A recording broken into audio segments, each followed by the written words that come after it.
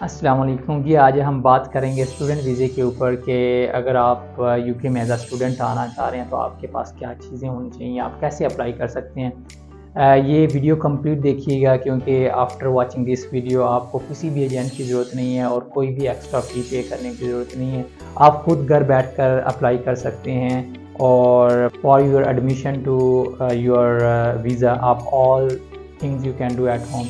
तो complete video watch कीजिएगा। और अगर आप मेरे चैनल पर नए हैं तो चैनल को सब्सक्राइब कर लें क्योंकि after subscription you can get more information how you can come to UK.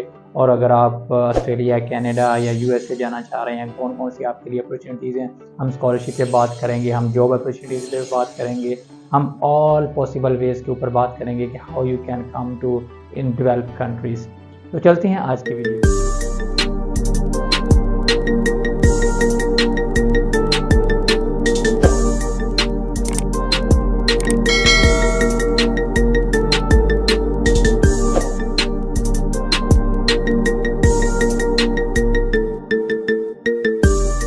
दोस्तों अब आपने डिसाइड ऑलरेडी कर लिया है कि आपने यूके में एज अ स्टूडेंट आना है, तो ये बेस्ट आपका डिसीजन है क्योंकि इस वक्त बहुत ज़्यादा वीज़े ओपन हो गए हैं पाकिस्तानी, इंडियन और बांग्लादेशियों के लिए, क्योंकि यहाँ वर्क फोर्स काफ़ी ज़्यादा चाहिए, जिसकी वजह से ये जो है ना ऑफ़र करते हैं ज़्यादा से ज़्यादा स्टूडेंट इस कंट्री में आएँ ताकि वो अपनी एजुकेशन के साथ साथ यहाँ जॉब्स भी कर सकें।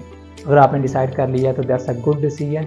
और क्या क्या चीज़ें चाहिए होंगी, सबसे पहले हम एलिजिबिलिटी भी चेक करेंगे कि आपको एडमिशन के लिए क्या क्या चाहिए। सबसे पहले अगर आप अंडर ग्रेजुएट्स के लिए आना चाह रहे हैं तो आपके पास FFSC होना चाहिए, यानी 12 ईयर ऑफ एजुकेशन कंप्लीट होनी चाहिए। और अगर आप मास्टर के लिए आना चाह रहे हैं तो आपके पास अंडर ग्रेजुएट यानी 16 ईयर ऑफ एजुकेशन कंप्लीट होनी चाहिए।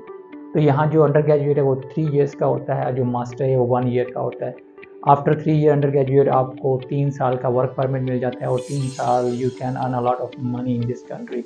और अगर आप मास्टर्स के लिए आ रहे हैं तो मास्टर 1 ईयर के बाद आपको 2 ईयर्स का वर्क परमिट मिल जाता है और you can do anything in this country.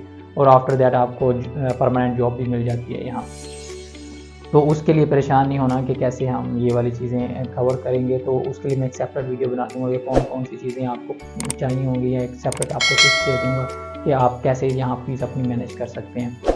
तो अब हम चलते हैं, अब आपके पास डॉक्यूमेंट्स हैं, डिग्रीज़ हैं आपके पास अंडर ग्रेजुएट के लिए या मास्टर्स के लिए। तो अब आपके पास इंग्लिश का टेस्ट होना चाहिए, IELTS या टॉफल।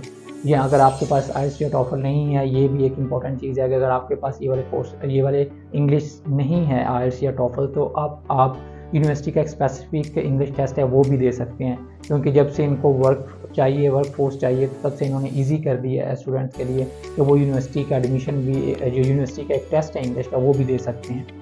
अब आपने सबसे जो चीज़ें चेक करनी की हैं वो हैं आपकी यूनिवर्सिटी, क्योंकि यूनिवर्सिटी की जो फ़ी है वो बहुत ज़्यादा है, यहाँ कुछ यूनिवर्सिटीज़ में बहुत ज़्यादा फ़ी है। तो आपने यूनिवर्सिटी वो सर्च करनी जिसकी फ़ीस कम हो, जिसकी 10 से 12,000 पाउंड पर ईयर फ़ीस हो, उस यूनिवर्सिटी को सिलेक्ट करें।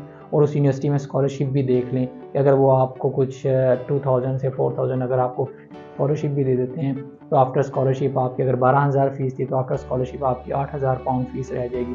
8,000 पाउंड जो है वो आप इजीली यहाँ मैनेज कर सकते हैं। With your study you can do work और you can earn enough money to pay your fee. तो अब आपने उस यूनिवर्सिटी की जो सिलेक्ट की है, आपने यूनिवर्सिटी उस यूनिवर्सिटी की वेबसाइट पे जाके कोर्स सेलेक्ट कर लिया है, कोर्स की फ़ीस आपने देख ली है, स्कॉलरशिप देख लिया है, तो अब आपने अप्लाई करना है उसी यूनिवर्सिटी की वेबसाइट पे जाकर। आपने वहाँ अपनी प्रोफाइल बना लेनी है, अपना अकाउंट ओपन कर लेना है वहाँ। और अकाउंट ओपन करने के बाद आपने सारे डॉक्यूमेंट्स अपलोड कर देने हैं और आपने एप्लीकेशन सबमिट कर देनी है। और कोई एप्लीकेशन फ़ी नहीं है, ज़ीरो एप्लीकेशन फ़ी है, तो इसलिए आप घर बैठे खुद ये वाला प्रोसेस कर सकते हैं। अब आपके पास ये वाला एडमिशन जो एप्लीकेशन है वो प्रोसेस हो गई है, तो विद इन 2 to 3 वीक्स आपको ऑफ़र लेटर आ जाता है। ऑफ़र लेटर के बाद साथ ही वो आपको एक कैश जो है ना, एक कैश लेटर होता है वो आपको इशू कर देते हैं। वो कैश लेटर होता है वो आपके लिए वीज़े के लिए चाहिए होगा। अब हम वीज़े के ऊपर बात करेंगे। अब आपके पास कैश लेटर है तो अब आपने वीज़े के लिए होम ऑफिस जो है, यूके होम ऑफिस, उनकी वेबसाइट पे जाना है, उसका भी मैं लिंक दे दूँगा। आप उस लिंक पे क्लिक करें और अपनी वहाँ भी एक अपना अकाउंट बना लें। अकाउंट बनाने के बाद वो आपसे कैश से इंफॉर्मेशन लेगा जो आपके पास यूनिवर्सिटी ने इंफॉर्मेशन दी होगी। वो इंफॉर्मेशन आपने फिल कर देनी है, आपने अपने डॉक्यूमेंट्स अपलोड कर देने हैं। और यहाँ जो चीज़ इंपॉर्टेंट है वो है आपकी बैंक स्टेटमेंट। आपके पास 30 से 31 दिन की बैंक स्टेटमेंट होनी चाहिए और बैंक स्टेटमेंट में आपके पास इनफ मनी होनी चाहिए।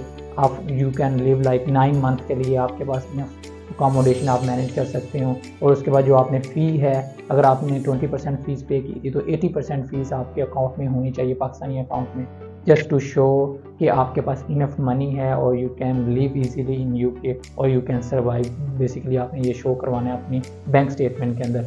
जब सारे डॉक्यूमेंट्स रेडी होंगे आपने अपलोड कर देने हैं। अपलोड करने के बाद एप्लीकेशन सबमिट हो जाएगी। सबमिशन के बाद आपने अपॉइंटमेंट बुक कर लेनी है।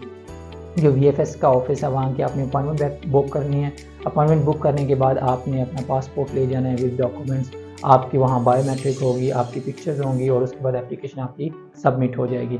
और 10 to 15 डेज़ के बाद आपको गुड न्यूज़ आ जाएगी कि योर वीज़ा इज़ सक्सेसफुल और यू कैन नाउ ट्रैवल। अब आपने ट्रैवल करना है, उसके लिए भी आप कोशिश करें कि चीपेस्ट जो फ़्लाइट है वो उसकी बुक कर लें, ticket from your home to UK.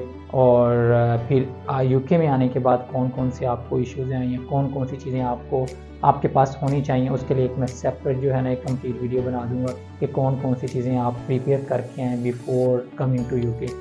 और अगर आपको वीडियो अच्छी लगी है तो वीडियो को प्लीज़ लाइक और शेयर करें। और अगर आपने चैनल को सब्सक्राइब नहीं किया तो प्लीज़ चैनल को सब्सक्राइब करें। Thank you for watching my video. Bye.